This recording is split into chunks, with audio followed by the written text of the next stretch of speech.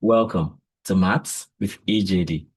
Still on spectral analysis, we now look at improved power spectral density estimation. So we started looking at something close to this in the previous video, talking about methods that we can use to improve power spectral density. And then we mentioned Welch's method and multitaper. So here we are looking into it more deeply. So power spectral density, like we know already, represents how the power of a signal is distributed over frequency. And we said that the periodogram is a basic PSD estimate given as P cap sub xx of f equals 1 over n, then square of the absolute value of summation from n equals 0 to n minus 1, x of n, e raised to minus j2 pi fn. So we saw that in I think in the previous video, the previous video was basically dedicated to periodogram. However, periodogram suffers from high variance and spectral leakage, like we saw, and that we also saw some possibilities of dealing with the high variance with the Welch method and dealing with spectral leakage with windowing. So instead of using the periodogram, another thing we can do is we can use other improved methods actually, like the Welch method, which is good for average periodograms of overlapping windowed segments. Then we have the Blackman-Tukey method for smooth autocorrelation before Fourier transform. And we have the multi-taper method for average spectral using multiple orthogonal tapers to reduce variance and leakage. Okay, so here we just want to see a regular signal, right? We want to see the time and amplitude of a regular signal. So imagine that we have sampling parameters like this. We have fs, which is 500, that's sampling frequency. We have a duration of 2, and we have n to be fs times t. And then our time, we're taking it from 0 to n divided by the sampling frequency. So the signal itself is a sinusoid plus white noise. So we just want sinusoid plus white noise, just like we see in line 12. So the frequency is f naught, and that is 50. That's frequency of sinusoid. Then we have noise, 0.5 random. We have that noise part. And then, of course, nothing has been applied to it. So this is a regular signal. Okay. So we have a time domain signal like this. So we still have time against amplitude. But then when we take it to when we talk about the Welch power spectral density estimation, so we divide we divide the signal actually into k overlapping segments of length L. We apply a window a W of n, and we compute periodograms. Then we take the average. So first of all, you have pk of f, the power spectral density, as 1 over u, then square of the absolute value of a summation from n equals 0 to L minus 1 of the window, that's W, and then xk of n, that's so xk of n, right? E raised by minus j2 pi fn. Then u itself now is 1 over L, summation from n equals 0 to L minus 1 of W squared of n. And then pick up Welch of f now becomes 1 over k, summation from k equals 0 to k minus 1 then, of pk of f. So to demonstrate that, we have the Python code right here. So in this case, we are going Welch. We've done that before, but it doesn't hurt to do it again so that it can get registered. So in this case, we need to import the Welch module, the Welch function from the scipy.signal module.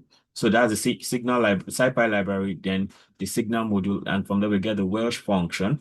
So the Welch power spectral density is so we need to get the Welch frequency and the Welch periodogram, and to get that to extract these two, we do that by taking the Welch of the signal, the original signal, which was defined initially. That is the signal defined in line 12 here. So this is in reference to that because we're not declaring any new signal here. Then we have the sampling frequency f of s equals f of s.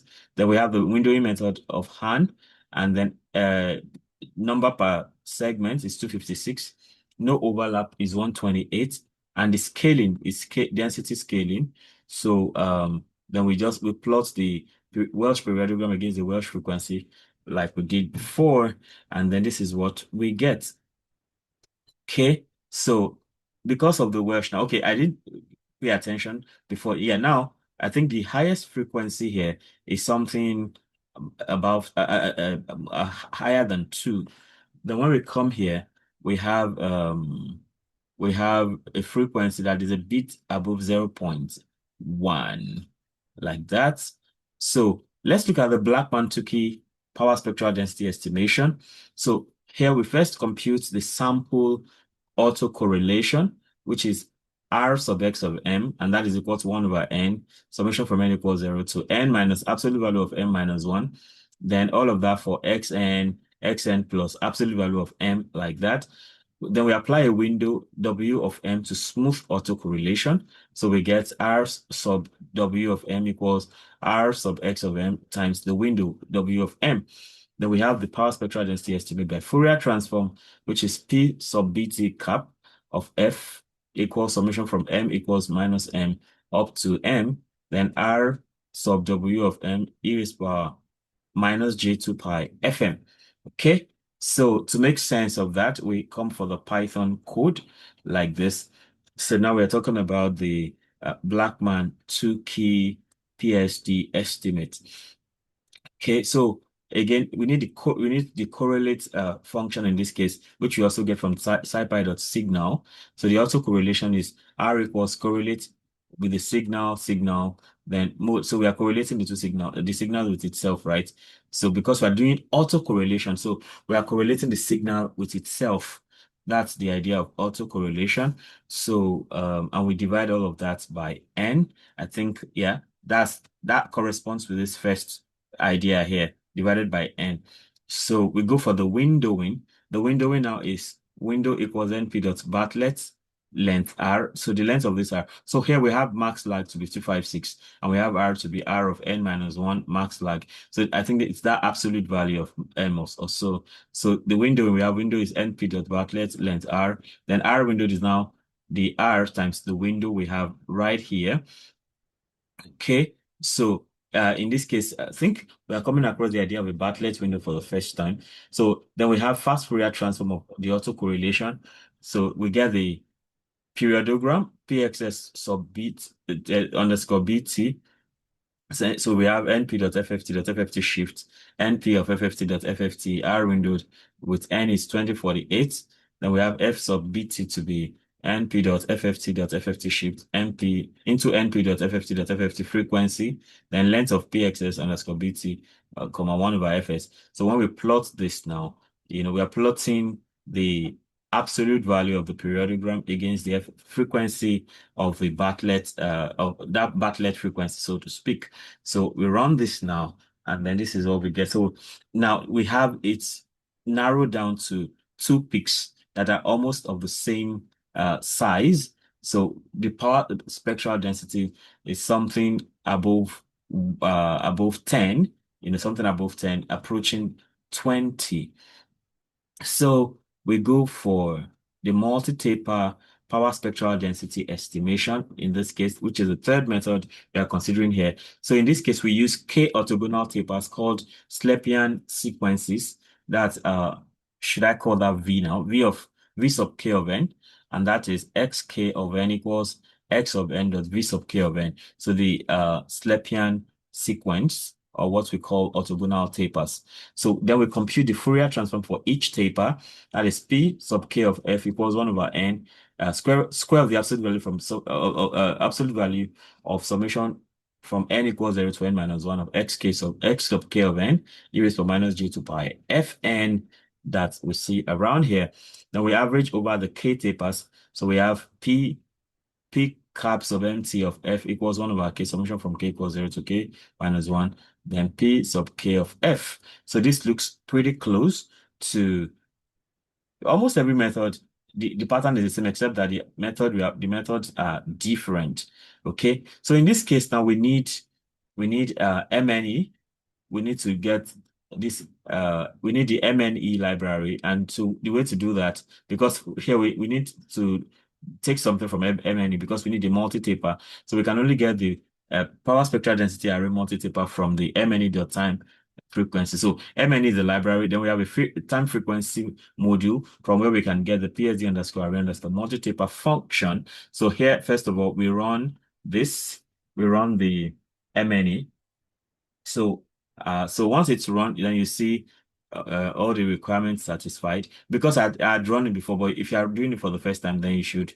It may take a bit more time than what's taking here. Okay, so it's installing collected packages, successfully installed MNE 1.10.1. That's the version. Okay, so um. So from mne.time underscore frequency, we import PSD underscore array underscore multi-taper. So for the multi-taper power spectral density, we have the periodogram, pxs.mt, that's the multi-taper. Then we have the frequency. So I mean, in the case of power spectral density, we always plotting the periodogram against the frequency, right? So we have the pxs underscore mt, the periodogram for the multi-taper, and then we have f underscore mt, that's the frequency for the multi-taper. And then we use the function PSD underscore array underscore multi-taper together with the signal, then a signal frequency, that's the sampling frequency. F min, we take that to be 0. F max, we take that to be sampling frequency divided by 2. Adaptive, we say true normalization is full, variables is 0. And then we plot the multi-taper periodogram against the multi-taper frequency. And then this is what we get. Okay, so now this is a bit more improved. You know, the other case, we have frequencies above the PSD is above 10. So here now it's just a bit above 0.1. So I think it's looking very close to it's looking pretty close to the Welch PSD estimation. Okay, so now let's compare all methods. We want to compare the Welch, the Blackman-Tukey, and of course the uh this last one we just did, multi-taper. We're comparing the three of them. So line one is just to dimension the figure, and then all the semi-logics you find here. So the first one is for the Welch, the second one is for the Blackman-Tukey, and the third one is for the multi-taper. Then we just plot them against themselves like that. So let's see what that looks like. Okay, so we have all of them together. So you see at the very top is the Blackman-Tukey. So with a higher frequency than the other two, Welch, I mean, just like I noticed the other time, Welch and Black multi-taper, they are pretty close. You know, about, they are almost overlapping, except for some, except for some places where they don't really sit well. But I mean, they are good approximations of themselves. So talking about Welch and multi-taper, right? So, but Blackman-Tukey seems to stand out totally. So by way of summary, we have this, that the basis for Welch is for averaging periodograms, and it reduces variance, which is a problem in periodograms. The resolution is slightly reduced also. And for the K feature, it has overlapping segments, right? Key feature is that it has overlapping segment. For Blackman-Tukey, the basis is the smoothed autocorrelation, right? And then the variance is also reduced. The resolution, it is adjustable via window. And the key feature is that it has bias variance trade-off. Then the basis for the multi-taper is that it has multiple orthogonal tapers, and the variance is very low. And the resolution, you can see it's the, it's the, okay, it's not necessarily the lowest of them, all right. But if you look at the minimum points, it still comes lower than the other one. I'm not sure if that is actually a basis or to consider. So variance is very low and the resolution is good. And the key feature is that it minimizes spectral leakage. So, and that's that about improved PSD estimation. So to improve PSD estimation, like we've seen, we can use Welch's method, Blackman-Tukey method, and multi-taper method, and we see the comparisons, at the end. So So in using periodogram, right, you may always want to get better results. So you can think of using any of this. So far, we see that Welch and Multitaper, they seem to look almost the same. So you may want to use them interchangeably. Okay, so this is the end of the video.